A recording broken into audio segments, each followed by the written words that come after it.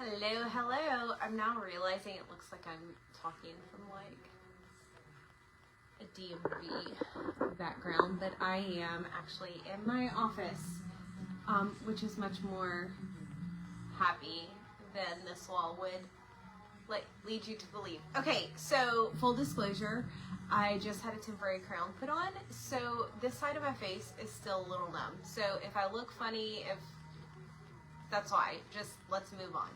Okay, so I am pulling this up in our group so that I can see things as they come in. If you are here live, welcome. If you're watching the replay, yay. This replay will also be on the website. I blinked out. I'm so sorry. Okay, so let's just get into it. So I want to talk about some things that have come in, some questions, all that good stuff. Y'all submit your questions anytime, any day. I'll answer them then, but if you have the question, chances are somebody else does. So it makes sense to kind of do these lives and kind of give you all the information that you want. I want you to take advantage of these. I was doing them on like a Google Meet and then a Zoom, and I found this was just the easiest, most concise, but if y'all prefer something else, please. We are in the beginning stages of this group. I have big plans for it, for this membership, so I'm always open to constructive criticism, to suggestions, and all that good stuff. If there is a food you would like to see on the menu, let me know. If you have a favorite dish that you just don't know how to prepare in a fueling way, definitely let me know as well. I am happy. You can always email me at joy@halfbellyhealth.com. The most ineffective way to get a hold of me is through Facebook Messenger. I'm just really bad with it. It's not on my phone. It's on my computer, and unless I click on it or I'm expecting stuff, I rarely go there. So I would suggest that emailing joy@halfbellyhealth.com, or you can always save this number. This is the line that goes to, is the business line. It's 225-308-1538. If I'm not available, somebody will be, and they'll be able to answer your questions. So definitely go there. Okay, so let's talk core strength and easy food journaling. Those are the two things that I feel like questions have come in, so I want to talk about. So when we talk core, I'm going to stand up. I'm going to back this camera up a little bit so it may look awkward. When we talk core, we are talking about everything from here to just below the butt, okay? Whew. I just did a body scan and I'm looking pretty rough. Okay, so here to here. It is what supports your backbone. It's what is effective, like pelvic floor, all that good stuff. So core exercises can range from what we think of as sit-ups to how we keep our back tight. I'm going to tighten this so y'all can see. Okay, sorry, that was awkward. Okay, so it can also be how we do a squat. So like keeping things up. I'm in a bad position. But you want your chest up. It's what supports that chest up. It's why a plank is so good for core, because it is teaching you how to keep, it is training your muscles, it is strengthening your muscles to keep those, everything in line and your posture good, which comes to, I said on a strawberry, okay, a pillow strawberry, not a real one.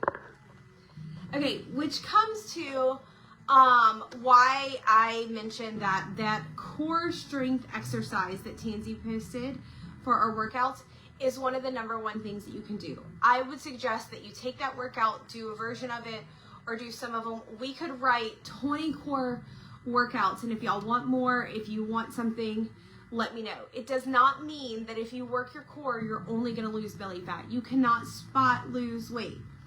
That comes, like, losing excess fat comes from, I can't believe I'm going to say it, diet and exercise.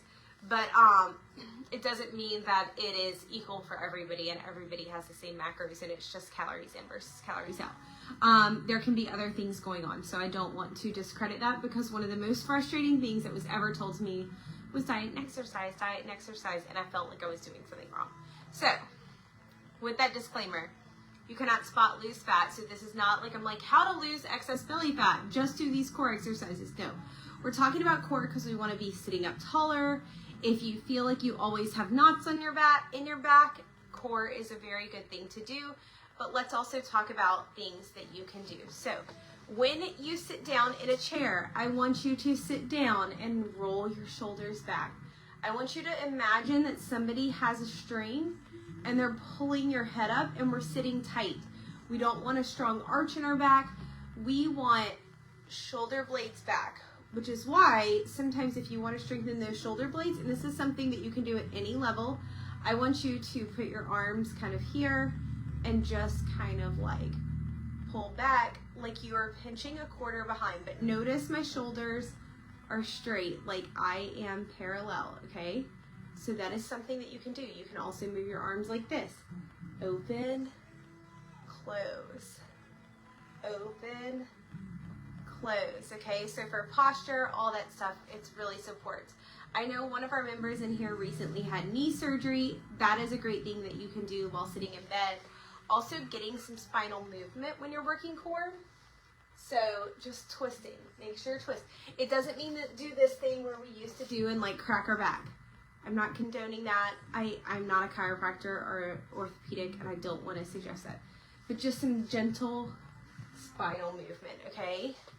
Bend down, roll your back, and then come up one vertebrae at a time. So you can do that sitting, standing, anyway.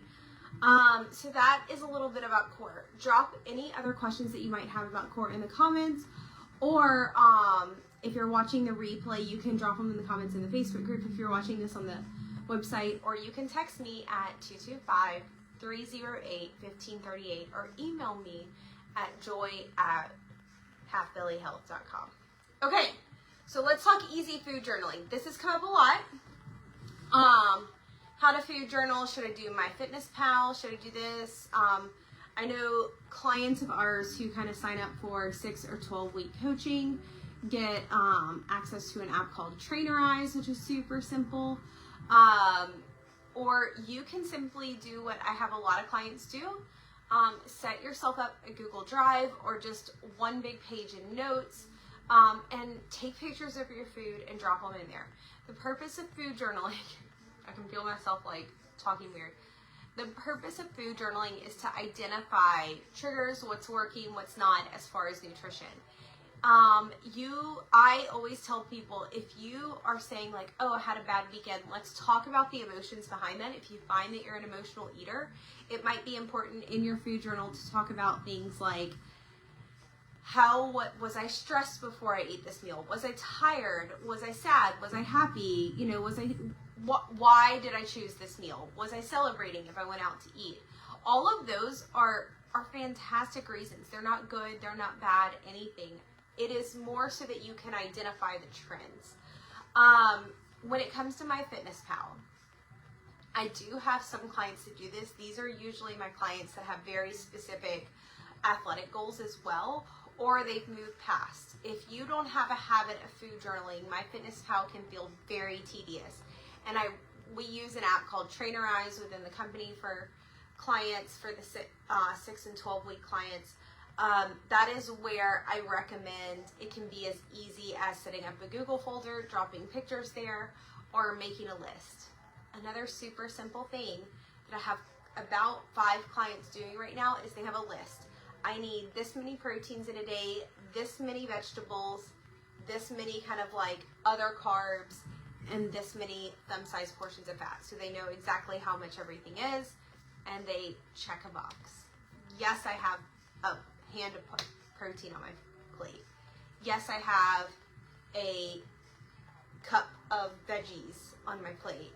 Yes, I have this fistful of carbs. Yes, I have a thumb-sized portion of fat. It's just checking boxes. So they're not even talking about what they eat. And we see kind of how regular their days are, and then we move on. So we get in the habit of checking those boxes and build those habits.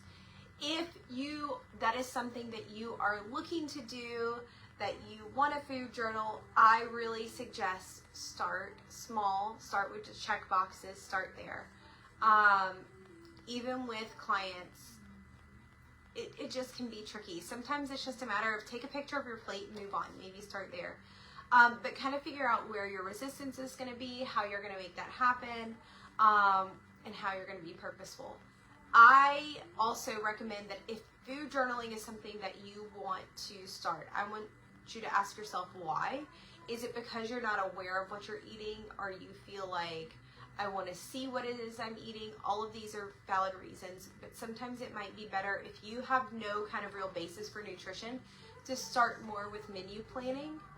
Write out a menu, look at your week ahead, and say, okay, so for instance this week, and I will post a picture in the comments of this video on Facebook, and I will also make a guide for this week in the nutrition guide section of the website. But one of the things that you can do is go to your planner, go to your calendar, whatever, write out Monday through, I write out Monday through Friday, because the weekends for me, it's not that they're just like a freebie, it's just that I'm not as strict with myself. They don't require as much planning, honestly. And I see what nights I have stuff, what nights I can cook dinner, all that good stuff. So on the nights that I couldn't cook dinner, I cook enough to, like, if it's chicken, then I'm cooking enough chicken for at least 2 meals, and maybe I change the flavor of it the next night. But I'm going to use this week as an example. On Thursday, I am doing a birthday event. We're taking the Staiku machine, the 3D body scan machine. We're going to Beyond Wellness, and we're doing their birthday event. On Friday night, I'm going to Movement Fitness, and for their box and talks, we're providing the snacks and also the Staiku machine. So I know that those 2 nights, I will not be home to make dinner. So I need to do one of 2 things.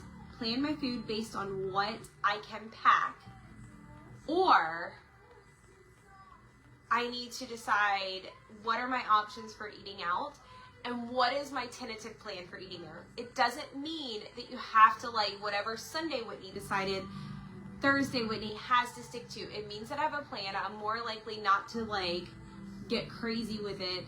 And if I do, I know exactly why. So if I'm just like, man, I said that I was going to eat,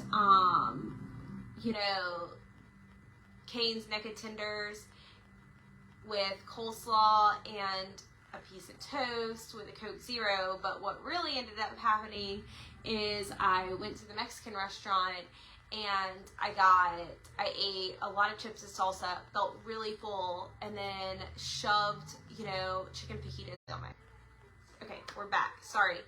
I want to identify what happened there, but I'm less likely to kind of go really astray off my goals. With that said, if you do find yourself going off your goals, then just reset the next meal. It's not a big deal. One slip is not going to destroy your health goals.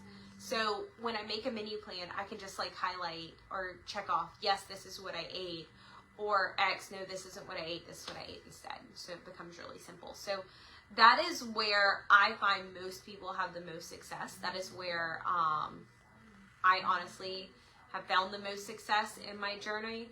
I was a strict macros counter for a long time, and what would happen is I would be like, wee, and then crash because I would get so burnt out on tracking macros exactly and metrically.